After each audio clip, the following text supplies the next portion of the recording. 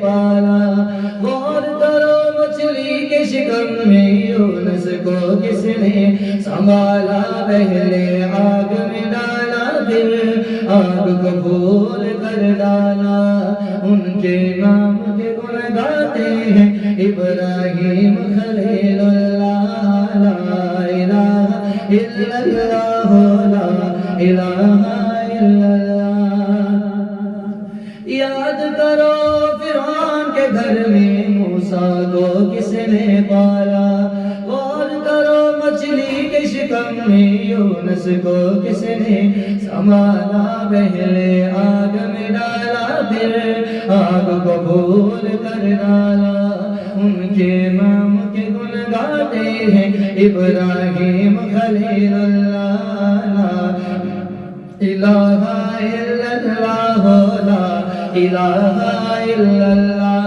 محمد رسول اللہ محمد رسول اللہ کم کر دیے نسل سار دیے کم کر دیے نسل سار دیے گل ساری سرکار دیے گل ساری سرکار دیے جو ڈوبے میرے تار دیے جو ڈوبے میرے تار دیے گل ساری سرکار دیے گل ساری سرکار دیے گل ساری سرکار دیے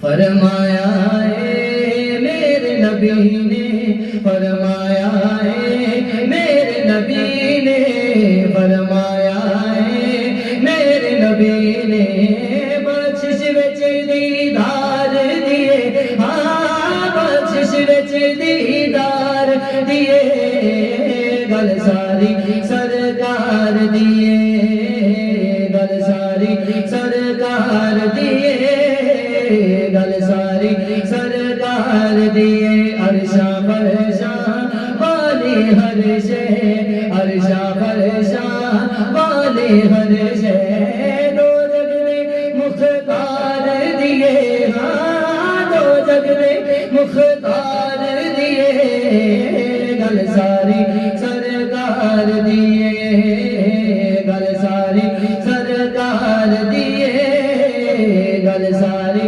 سرکار دیے حشر منکرا بیٹھ لیا بے حشر منکرا بیٹھ لیا بے خلقت نان پئی پکار دیے ہاں خلقت نان پئی پکار دیے گل ساری سرکار دیے گل ساری سرکار دیے گل ساری سرکار دیے میں نے گلا عاجز کہنا میں نے گلا عاجز کہنا دنیا نارے مار دیے سن دے دنیا نارے مار دیے گل ساری سرکار دیے گل ساری سرکار دیے گل ساری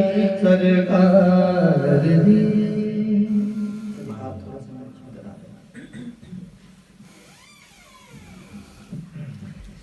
جب بھی مانگو ضرور دیتے ہیں جب بھی مانگو ضرور دیتے ہیں عقیدہ حضور دیتے ہیں عقیدہ حضور دیتے ہیں جب بھی مانگو ضرور دیتے ہیں جب بھی مانگو ضرور دیتے ہیں عقیدہ حضور دیتے ان کی رحمت ہے ہر جہاں پہ محیط ان کی رحمت ہے جہاں پہ محیط ہر کسی کو حضور دیتے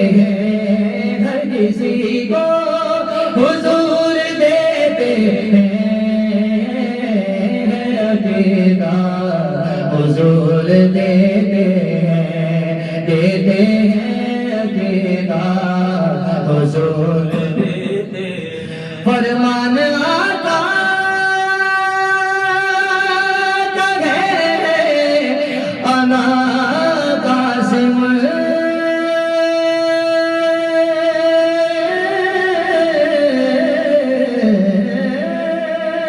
فرمان آقا کا ہے انا قاسم ہر کسی کو حضور دیتے ہیں ہر کسی کو حضور دیتے ہیں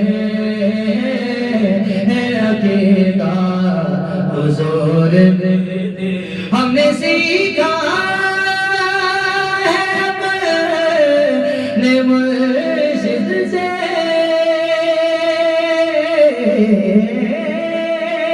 ہم نے سیکھا ہے اپنے مرشد سے نام مانگو حضور دیتے ہیں نام مانگو حضور دیتے ہیں نام مانگو حضور دیتے ہیں عقیدہ حضور دیتے ہیں عقیدہ حضور دیتے ہیں نعت کوئی بھی لکھ نہیں سکتا لفظ سارے حضور دیتے ہیں لفظ سارے حضور دیتے ہیں عقیدہ حضور دیتے ہیں عقیدہ حضور دیتے ہیں حضرات یہ شعر صحیح سرفراز سرکار نے لکھ کے عطا فرمایا ہے کہ نعت کوئی بھی سن نہیں سکتا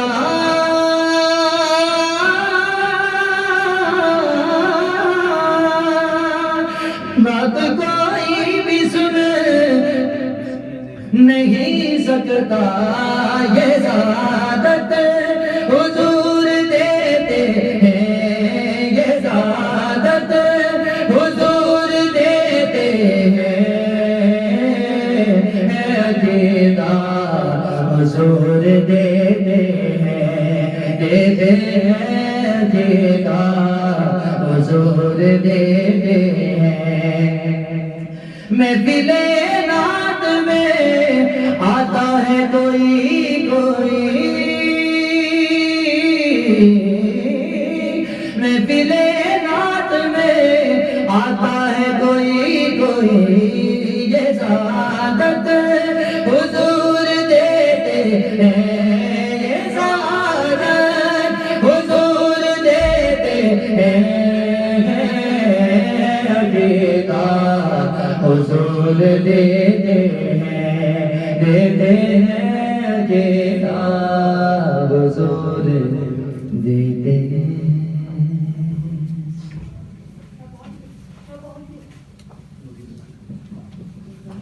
نوری مکڑاتے زلفانے کالیاں نوری مکڑاتے زلفانے کالیاں رب بھیجنا درود دیا ڈالیاں رب بھیجنا درود دیا ڈالیاں پیار میرے آقا دا سینے چ ہووے پیار میرے آقا دا سینے چ ہووے جگی کے مدینے وچ ہووے جگی کے رہن لئی مدینے وچ ہووے بندہ رج رج کے چومے چومے رج رج کے چومے دل جالیاں بندہ رج رج کے چومے چومے رج رج کے چومے دل جالیاں رب بھیجنا درود دیا ڈالیاں رب بھیجنا درود دیا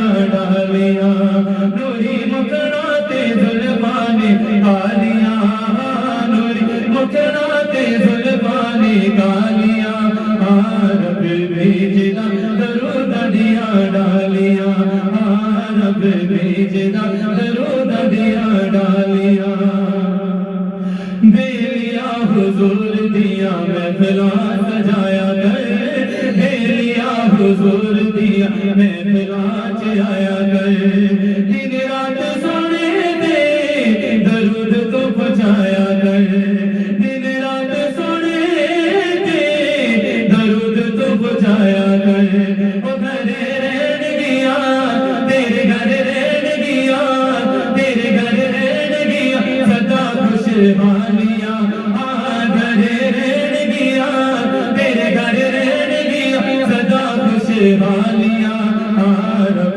بھیجنا درود دیا ڈالیاں رب بھیجنا درود دیا ڈالیاں نوری مکھڑا تے زلفانی کالیاں نوری مکھڑا تے زلفانی کالیاں رب بھیجنا درود دیا ڈالیاں رب بھیجنا درود دیا ڈالیاں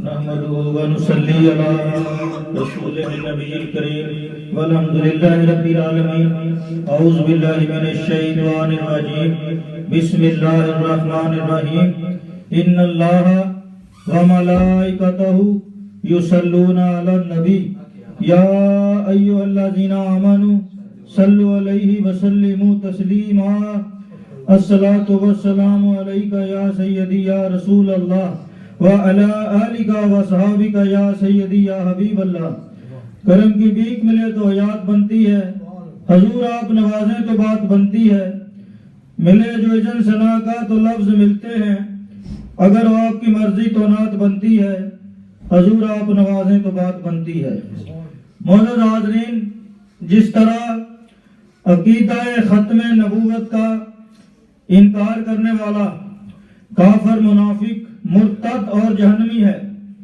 اسی طرح حضور کی ناموس اور عزت پر حملے کرنے والا بھی کافر منافق مرتد اور جہنمی ہے سب سے پہلے تو یہ بات یاد رکھنا ضروری ہے کہ کلمہ نماز روزہ زکوٰۃ حج دین کی چھت ہے اور اس چھت کی بنیاد محبت مصطفیٰ ہے اور بنیاد کے نیچے بھی ایک بنیاد ہوتی ہے اس کی بنیاد ادب مصطفیٰ ہے دین سارے کا سارا ادب مصطفیٰ ہے اور سارا دین حضور نبی کریم کے ارد گرد ہی گھومتا ہے اس لیے اللہ تعالی ہمیں حضور نبی کریم کا ادب اور احترام کرنے کا حکم دیتا ہے اللہ فرماتا ہے لِتُؤْمِنُوا بِاللَّهِ وَرَسُولِهِ وَتُعَزِّرُوهُ وَتُوَقِّرُوهُ تاکہ تم اللہ اور اس کے رسول پر ایمان لاؤ ان کی تعظیم کرو اور ان کی توقیر کرو اللہ تعالی ہمیں سارے آداب سکھاتا ہے کیسے حضور کریم کی بارگاہ میں جانا ہے کیسے بات کرنی ہے کیسے اٹھنا ہے کیسے بیٹھنا ہے اور اللہ تعالی حضور نبی کریم کی تعظیم کا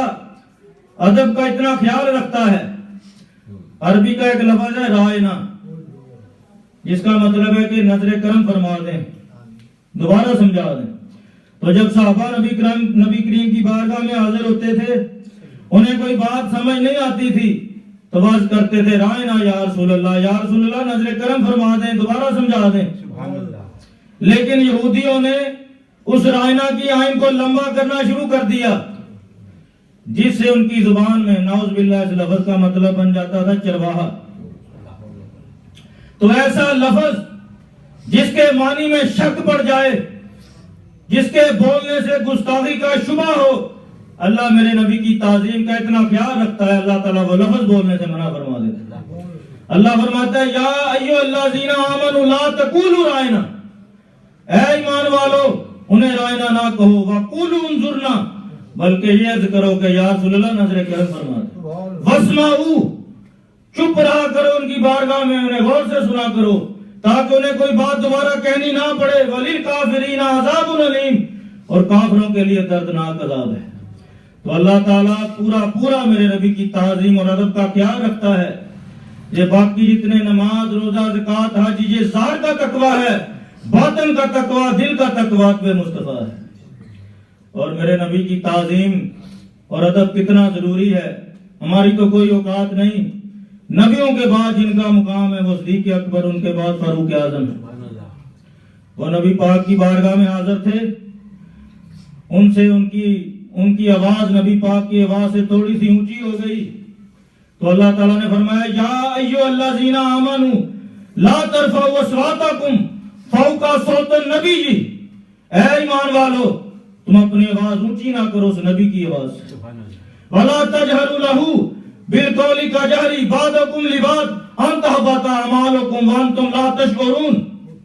کہیں ایسا نہ ہو اگر تمہاری آواز اونچی ہو گئی اس نبی کی آواز سے، کہیں ایسا نہ ہو کہ تمہارے اعمال ضائع ہو جائیں، تمہارا شعور ختم ہو جائے۔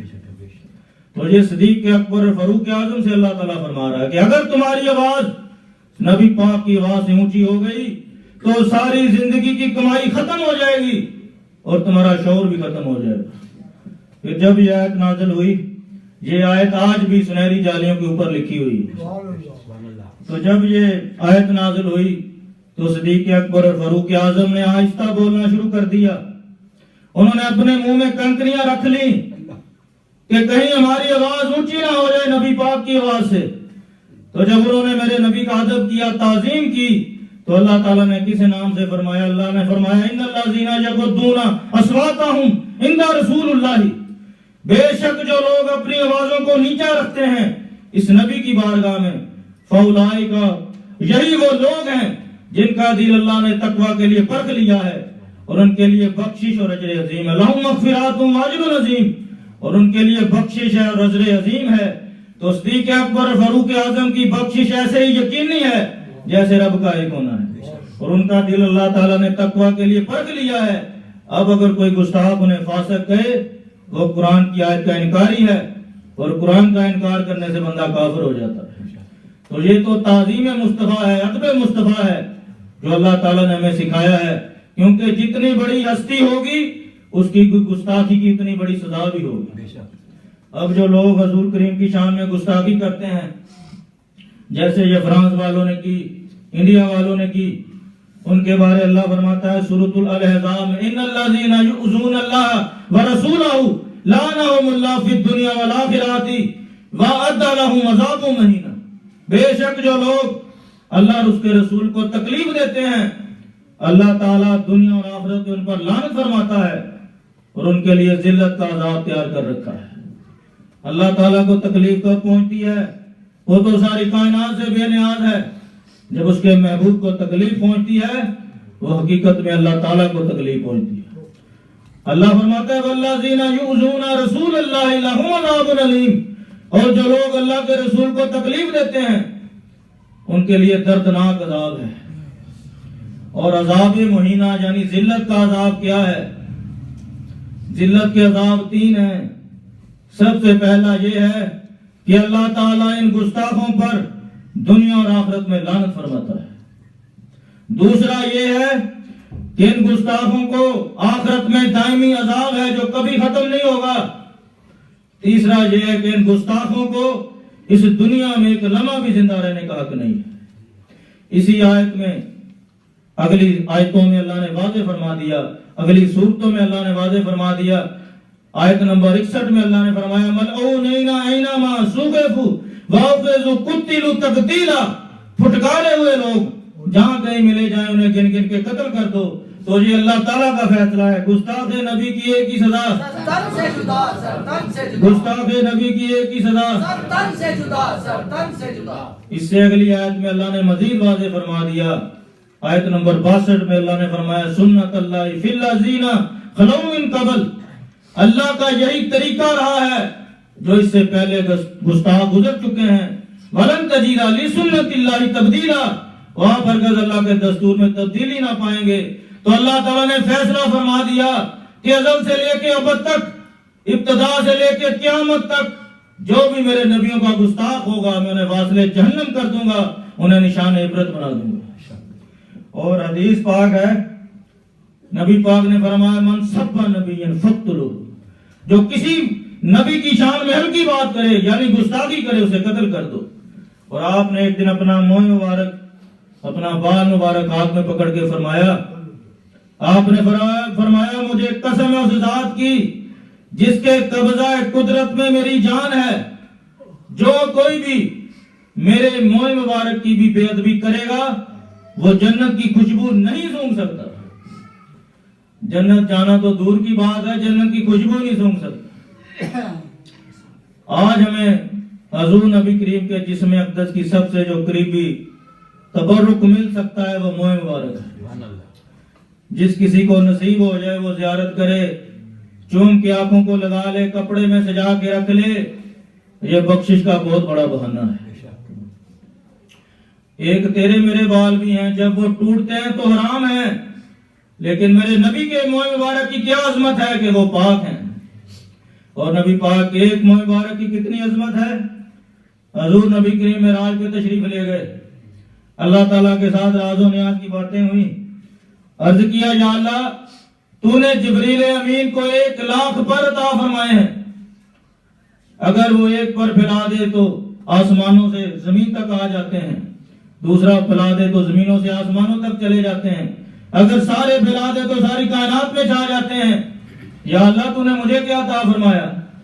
تو اللہ نے فرمایا محبوب جبریل امین کے پروں سے کسی کو کچھ ملتا نہیں ہے، میں نے آپ کو 6,00,000 زلفیں 6,00,000 بال مبارک عطا فرمائے۔ اگر حشر کے دن آپ اپنی ساری زلفوں کو بکھیر دیں گے، آپ کی ساری امت آپ کی زلفوں کی چھاؤں کے نیچے آ جائے گی، اور آپ کے ایک منہ مبارک کی اتنی عظمت ہے کہ اس کے صدقے میں آپ کی ساری گناہگار امت کو بخش دوں۔ جبریل امین کے پر لینے کے نبی پاک کا منہ مبارک، عروج حسن سے آگے میری سرکار کے گیسو، میرے معبود کو پیارے میری سرکار کے گیسو۔ خالد بن ولید بہت بڑا جرنیل، کبھی جنگ ہارا ہی نہیں، وہ مرد کلندر۔ جنگ یمامہ جو کی تھا ختم نبوت کے دفاع کے لیے لڑی گئی، اس کا سپہ سالار خالد بن ولید تھا، جس سے 25,000 سے 30,000 تک گستاخ واصل جہنم ہوئے تھے، اس کا سپہ سالار خالد بن ولید تھا۔ نبی پاک نے فرمایا یہ اللہ تعالیٰ کی تلوار ہے، سیف اللہ کا لقب میرے نبی نے عطا فرمایا۔ اے خالد بن ولید تو کبھی جنگ نہیں ہارا، اس کا کیا راز ہے؟ فرمایا میری فتوحات کا، میری عظمت کا یہی راز ہے کہ میں نے اپنی ٹوپی میں نبی پاک کے 2 منہ مبارک سلوا کے رکھ لیے ہیں، جب میں وہ ٹوپی پہنتا تو مجھے فتح ہو جاتی۔ غور کریں کہ گل ساری سرکار دی ہے۔ تو یہ منہ مبارک جو حضور نبی کریم کے جسم اقدس کا کروڑواں حصہ ہے، اگر کوئی گستاخ اس کی بھی بے ادبی کرے گا تو اللہ تعالیٰ اسے معاف نہیں کرے گا، اسے واصل جہنم کر دے گا۔ جو براہ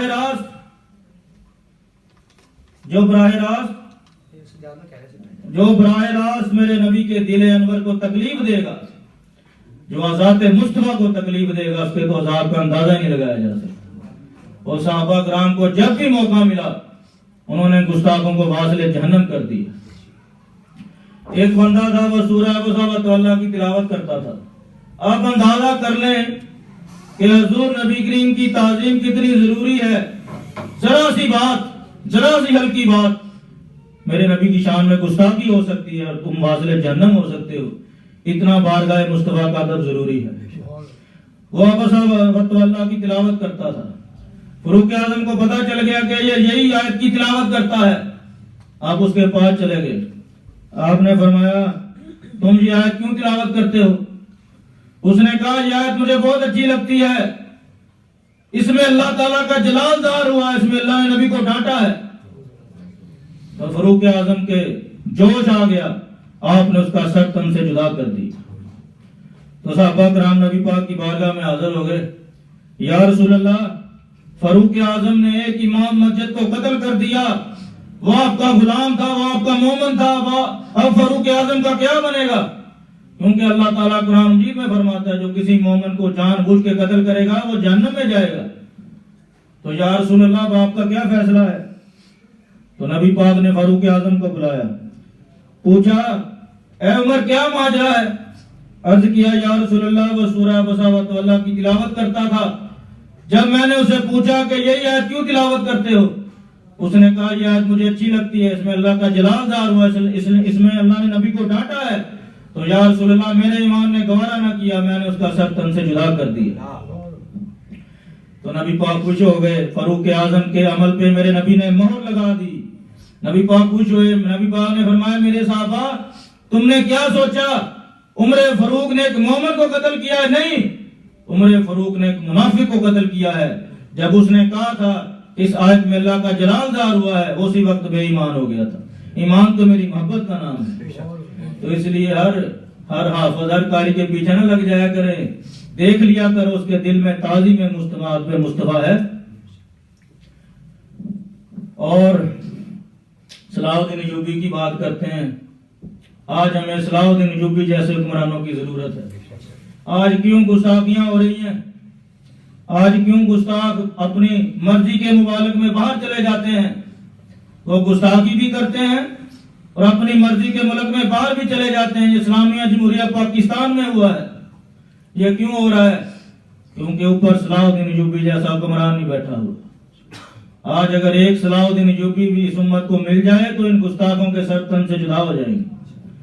صلاح الدین ایوبی نور الدین زنگی کے ساتھ قرق کے قلعے پہ گئے ہوئے تھے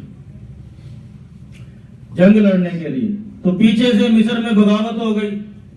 صلاح الدین ایوبی نور الدین زنگی کا آرمی چیف تھا، تو نور الدین زنگی نے صلاح الدین ایوبی سے کہا کہ تم واپس چلے جاؤ، پیچھے مصر میں بغاوت ہو گئی ہے، تو تم جا کے اس بغاوت کو روکو۔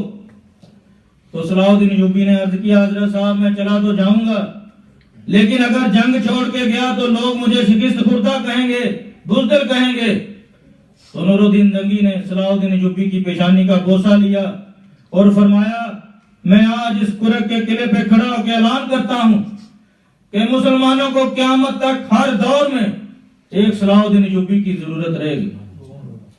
پھر صلاح الدین ایوبی بیمار ہو گئے اور اتنے سخت بیمار ہو گئے کہ ان کے بچنے کی امید ختم ہو گئی۔ ادھر عیسائیوں کے پادریوں نے مولویوں نے دعائیں مانگنا شروع کر دی کہ یا اللہ صلاح الدین ایوبی کو موت دے دے، صلاح الدین ایوبی کو موت دے دے۔ ادھر صلاح الدین ایوبی نے 2 منتیں مانگی۔ آپ نے عرض کیا یا اللہ اگر تو مجھے صحت والی زندگی عطا کرے گا تو میں 2 کام کروں گا۔ سب سے پہلے میں سارے وسائل استعمال کر کے بیت المقدس کو آزاد کراؤں گا۔ دوسرا جو پرنس گستاخ رسول، وہ گستاخ تھا، ایک مرتبہ مسلمانوں کا قافلہ مصر سے شام کی طرف جا رہا تھا، اس برنس گستاخ نے جو صلیبیوں کا جرنیل تھا، اس نے وہ قافلہ بھی لوٹا، مسلمانوں کو مارا پیٹا اور حضور کی شان میں گستاخی کی تھی۔ اس نے کہا تھا کدھر ہے محمد، بلاؤ محمد کو، تمہاری مدد کو کیوں نہیں آتے؟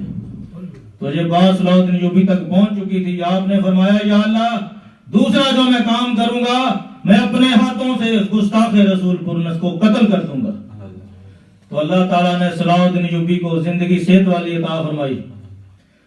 تو تقریباً 2 سال کے تھوڑے سے عرصے میں صلاح الدین ایوبی نے بیت المقدس کو فتح کر دیا۔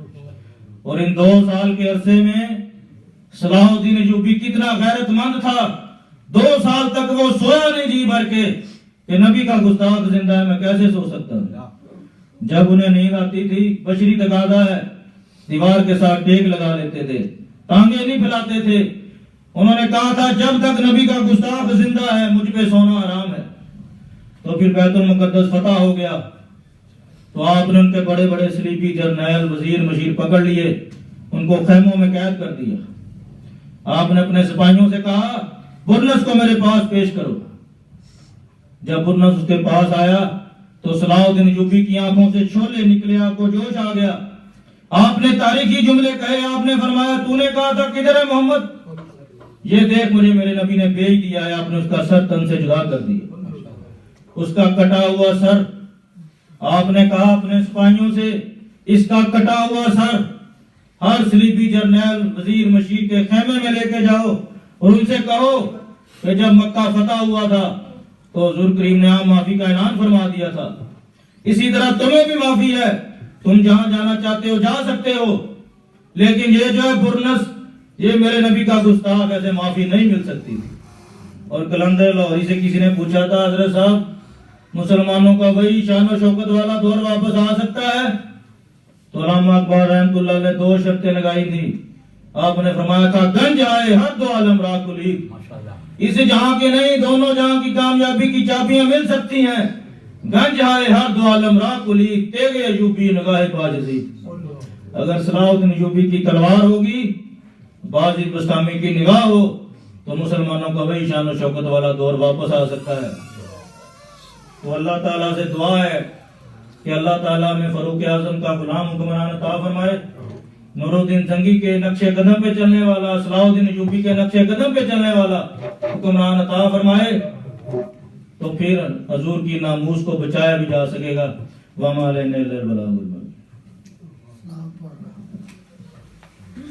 मुस्तफा जाने रहमत पे हद सलाम शमाए बज़ में हिदायत पे हद सलाम पड़ गई जिस पे दम में दम आ गया, पड़ गई जिस पे दम में दम आ गया, इस निगाहे इनायत पे हद सलाम। वो ज़ुबान जिसका सब कुन की कुंजी कहे, उसकी नाफिज हुकूमत पे हद सलाम। डाल दी कल्ब में अज़मते मुस्तफा, अज़मते औलिया मेरे पीरे तरीक़त पे हद सलाम। सैयदी आला हज़रत पे हद सलाम। आमीन। अल्हम्दुलिल्लाहि रब्बिल आलमीन। सल्लल्लाहु अलैहि हबीबिही सय्यदना मुहम्मदिन व आलिहि व सहाबिहि व बारक वसल्लम। या रसूलल्लाह निगाह करम फरमाए, नजर इनायत फरमाए, सरकार को सेहत तंदुरुस्ती अता फरमाए, इन्हें सेहत तंदुरुस्ती वाली लंबी जिंदगी अता फरमाए, इनकी सारी आल औलाद खानदान पाक की खैर फरमाए, उन्हें खुशियां ही खुशियां अता फरमाए। उम्र लग जाए मेरी मेरे पीर को, इनका सब घराना सलामत रहे। आमीन या रब्बल आलमीन बिरहमतिका या अरहम।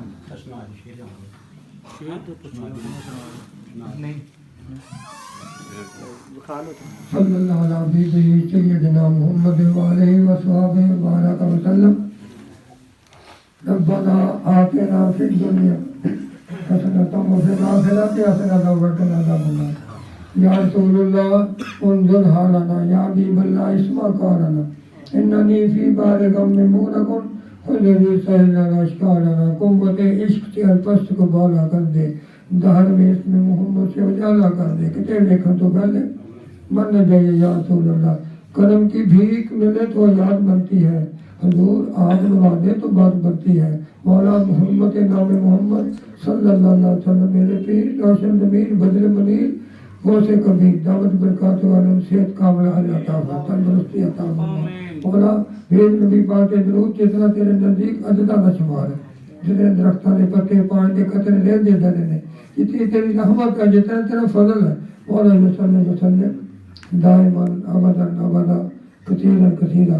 मौला साढ़े गुनाहगारां दे हथ उठे दिलाज रख।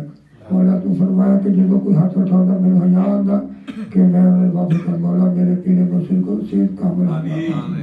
मौला उन्होंने खानदान से कर देने खानदान से करोड़ों रहमत अता फरमा।